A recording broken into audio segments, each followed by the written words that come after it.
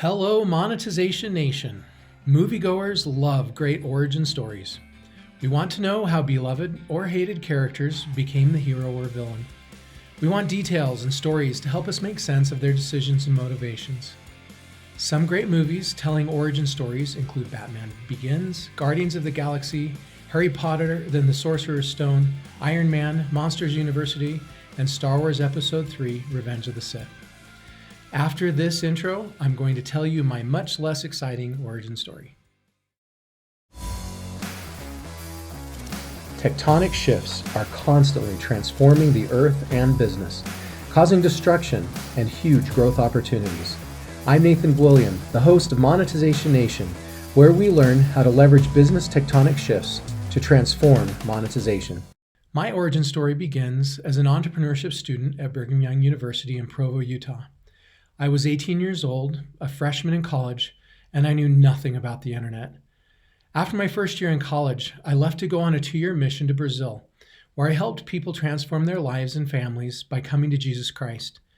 While I was in Brazil, I fell in love with the children on the streets of the northern part of Brazil, where I served. These children were very poor. As these children approached me and asked for money, I would give them the change in my pocket. But because I was a volunteer missionary and did not receive any salary, that money quickly ran out. I vowed to do something to make a lasting difference for these children when I returned to the United States. While I was in Brazil, the internet took off. When I returned home, the internet felt like the days of the Wild West, where you could stake your claim on a piece of land. And if you worked the land for a period of time, the person who worked the land became the owner of that homestead. It was a new frontier, where people could pick which area they wanted, and if they worked it well, they could become the owner or category king of that niche. During my sophomore year in college, I tried to start a Brazilian adoption program with my father, who was an adoption attorney. However, thanks to some very strict and ridiculous Brazilian adoption laws that are not in the best interest of children, we were not able to make it work. Some entrepreneurs would look at that as a failure, but I don't see it that way. It was a necessary stepping stone to the Adoption.com business model. I have learned that essentially every successful entrepreneur has had to learn what didn't work and then pivot a business model to what was more successful. Pivoting is almost a rite of passage of successful entrepreneurs. Consider as an example Instagram, which began as a location-based check-in service and then turned into the social media giant it is today thanks to a pivot. During the first week of school, my junior year, I answered a call from someone who wanted to speak with one of my roommates. The caller left a message about a new HTML class for creating internet sites. The caller wanted my roommate to take the class with him. Neither the caller nor my roommate ended up taking the class, but I did. Before I even signed up for the second class, I was hooked on the idea of creating an internet business. Later in my junior year, I was tasked with creating a thesis as part of the BYU honors program. The thesis had to be about a topic within my major. As my thesis, I decided I would create a business plan about how to help children around the world through adoption using the internet. As I was researching that adoption thesis or business plan, I visited the Adoption.com site for the first time. And while I was there, I sent the owner, Annette Thompson, an email asking if she would sell the domain name. She responded, asking for $10,000. We negotiated and agreed on a $6,000 sale price. I'm very grateful Annette agreed to sell that domain name. I don't think we could have succeeded without that. I'm very grateful for my father, Dale William, who loaned me the $10,000 for the domain name and some other startup expenses. I'm grateful for his trust and faith in me and for the expertise he contributed for many years. Adoption.com started in February 1997 in a computer lab on the third floor of the Marriott Business School at BYU. One of the TAs in that computer lab was an enormous help getting the first website launched. Soon after its launch, Adoption.com won the business plan competition in April 1997. BYU has an amazing organization of entrepreneurs called the BYU Center for Entrepreneurship and Technology. It is a group of very successful business leaders who come together to teach entrepreneurship and mentor students. I am very grateful for the help I received from that group. They put on the business plan competition, taught lessons I could apply to the business, and provided very valuable mentoring for me. This made a tremendous difference in the successful launch and growth of Adoption.com. In those early days of Adoption.com, as is the case with most startups, there was always too much to do, not enough revenue to hire employees, and not enough time to do it all. I guess that still hasn't changed. I remember in the early days working through the night until I couldn't stay awake anymore, then sleeping under my desk. The employees would turn on vacuums to wake me up in the morning when they arrived. Since then, I've come to value to a much greater degree the essential work-life balance that must accompany a successful entrepreneur.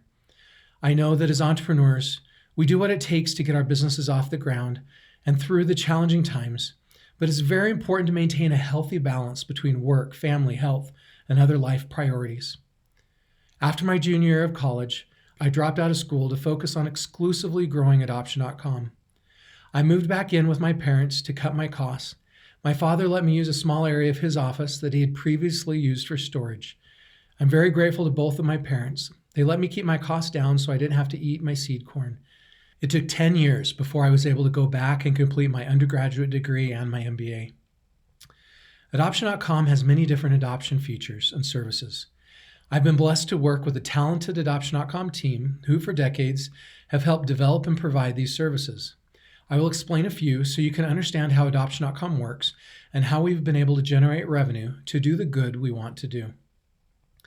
Adoption.com has a parent profile service that works kind of like a dating site to connect hopeful adoptive families with women who are pregnant and considering adoption. Families who are hoping to adopt and have gone through a rigorous home study process create feature-rich profiles on Adoption.com with photos, videos, endorsements, and recommendations, and much more.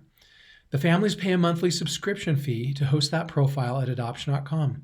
Then women who are pregnant and considering adoption go to the profiles and choose a family that they feel would be a good fit for their child. This service has helped transform closed adoption to open adoption, which is generally healthier for everyone. Adoption.com has a photo listing where hopeful adoptive parents can connect with thousands of children waiting to be adopted. We generate income by selling advertising on the photo listing to other organizations who want to sponsor the work of the photo listing. Other than that, the photo listing is offered as a free community service. We offer it for free so that we can maximize the number of children who can find loving, permanent families. We believe that every child deserves a family. Adoption.com has one of the 2 largest reunion registries. Historically, most adoptions were closed, and adoptees and birth parents did not know each other. Today, the vast majority of adoptions are open. If the people who are part of a closed adoption want to reunite with each other, the Adoption.com Reunion Registry can help make that connection. The registrants can register for free. They can also subscribe to receive additional recurring monthly services, such as viewing records and contacting other registrants. We are constantly producing adoption content, such as articles, videos, and guides to help educate people about adoption and share uplifting adoption stories. We also have a large online adoption community to provide support for everyone touched by adoption. We give away the content we publish and the community access for free. And then we generate monthly revenue through sponsorships, native advertising, and advertising banner sales.